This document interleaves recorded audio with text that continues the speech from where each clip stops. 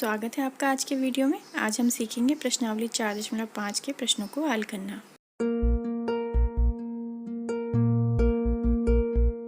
प्यारे बच्चों, आज हम पढ़ेंगे अध्याय 4 प्रायोगिक ज्यामिति के अंतर्गत प्रश्नावली 4.5। इसमें हमने निम्नलिखित की रचना करनी है। सबसे पहले दिया है हमें एक वर्ग READ रीड, जिसमें RE भुजा RE का मान हमें दिया है 5.1 सेंटीमीटर। तो हमने यहाँ पर एक वर्ग की रफ आकृति खींची है, तो हमें इसमें भुजा RE का मान दिया था 5.1 सेंटीमीटर। तो क्योंकि वर्ग की चारों भुजाएं समान होती हैं, तो इसलिए हमने इसकी चारों भुजाओं का मान वही दर्शा दिया जो उसकी एक भुजा का मान हमें दिया था। अब आपको पता है कि वर्ग में जो प्रत्येक कोण होता है वो क्या होता है, 90 डिग्री का होता है। तो जैसे अभी तक हम चतुर्भुजों की रचना करते आ रहे थे, हम एक आधार रेखा खींचेंगे 5.1 सेंटीमीटर की, जिसके दोनों कोनों पर हम 90 डिग्री के कोण की रचना करेंगे और उस 90 डिग्री की रेखा पर हम 5.1 सेंटीमीटर की दूरी पर बिंदु D और A को अंकित करेंगे।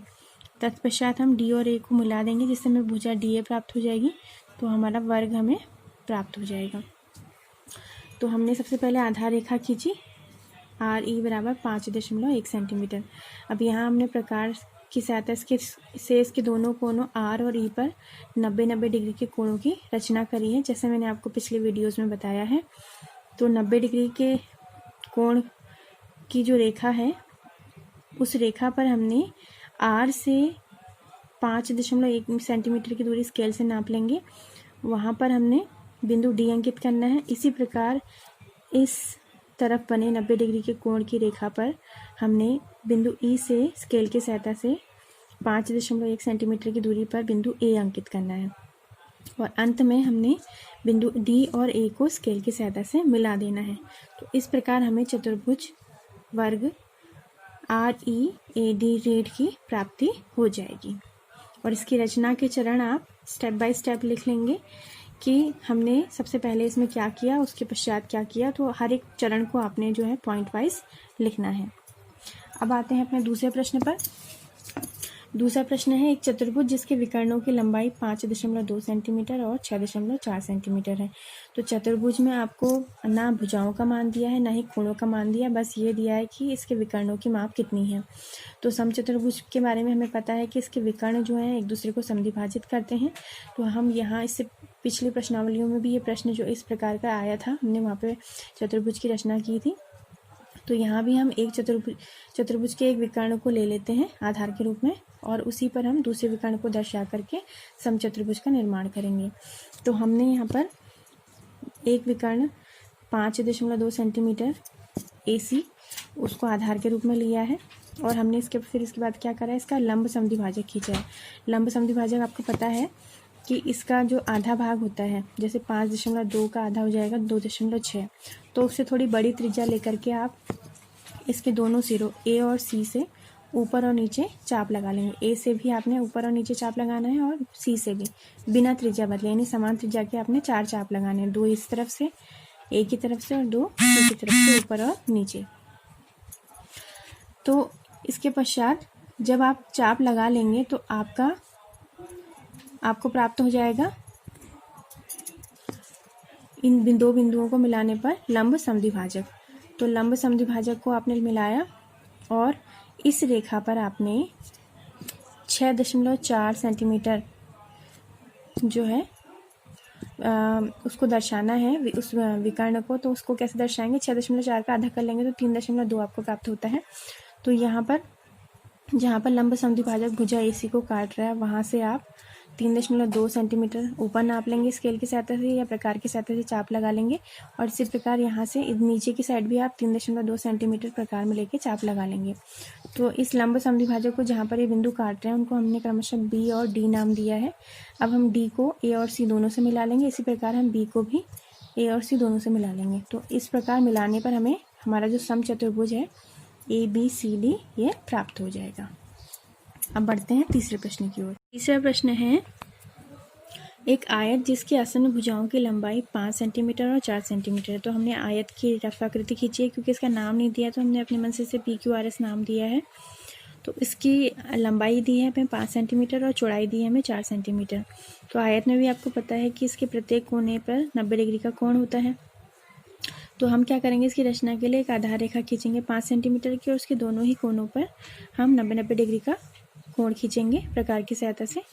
और फिर उस कोण की रेखा पर हम 4-4 सेंटीमीटर का प्रकार की सहायता से चाप खींच सकते हैं, या फिर हम स्केल की सहायता से 4 सेंटीमीटर की दूरी पर जो बिंदु है उसे दर्शा सकते हैं। तो यहाँ पर हमने आधार रेखा PQ खींची है 5 सेंटीमीटर की, और प्रकार की सहायता से हमने कोण जो बिंदु P और Q है उन पर 90 डिग्री के कोण की रचना की है। अब इस 90 डिग्री की कोण की रेखा पर हमने P से 4 सेंटीमीटर की दूरी पर बिंदु S दर्शाया है, और Q से 4 सेंटीमीटर की दूरी पर बिंदु R दर्शाया है, और अंत में हमने S और R दोनों बिंदुओं को मिला दिया। तो इस प्रकार हमारी आयत PQRS की रचना पूर्ण हुई।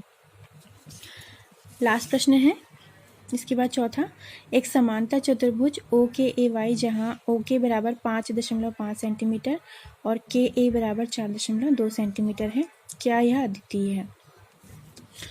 तो इसमें हमें समांतर चतुर्भुज की विमाएं दी हैं, जिसकी एक विमा 5.5 सेंटीमीटर और दूसरी विमा 4.2 सेंटीमीटर है। तो ये 4.2 है, तो ये भी आपकी 4.2 सेंटीमीटर होगी। तो इसमें आपने ध्यान देना है कि हमें कोई भी कोण नहीं दिया है, तो इसकी रचना करना थोड़ा सा आप हटके होगा पिछले वाले जो आपने रचनाएं की हैं चतुर्भुजों की, क्योंकि उनमें सभी में आपको कोणों के मान पता होते थे, तो आप चांदे या प्रकार की सहायता से कोणों की रचना करके चतुर्भुज की रचना को पूर्ण करते थे। तो यहाँ पर अब हम क्या करेंगे, हम आधार रेखा खींचेंगे 5.5 सेंटीमीटर। तो ये हमने आधार रेखा खींची है 5.5 सेंटीमीटर की। उसके बाद हम क्या करेंगे, इसके कोने के पर कोई भी एक त्रिज्या लेकर के हम एक चाप लगा लेंगे, ठीक है। और फिर हम उस के से उस चाप पर एक रेखा खींचेंगे, यानी एक कोण का निर्माण करेंगे। अभी हमने नापा नहीं है कि वो कोण कितना है, और हमें नापने की आवश्यकता भी नहीं है। क्यों?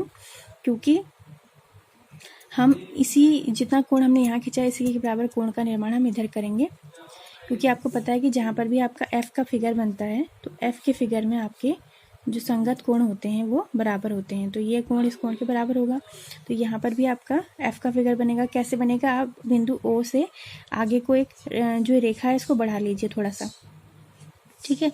हमने बढ़ाई तो संगत कोण बनाने के लिए हमें क्या करना पड़ेगा, जितना कोण हमारा यहाँ पर है उतना ही कोण हमें O से इधर को खींचना पड़ेगा।